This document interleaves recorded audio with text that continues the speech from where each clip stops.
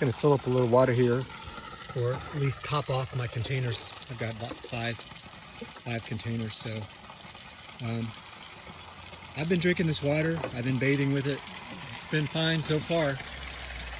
I'm pretty sure there's nothing hazardous above here, so probably spring that starts up the hill a little bit, but I've been drinking it and I've been just fine. So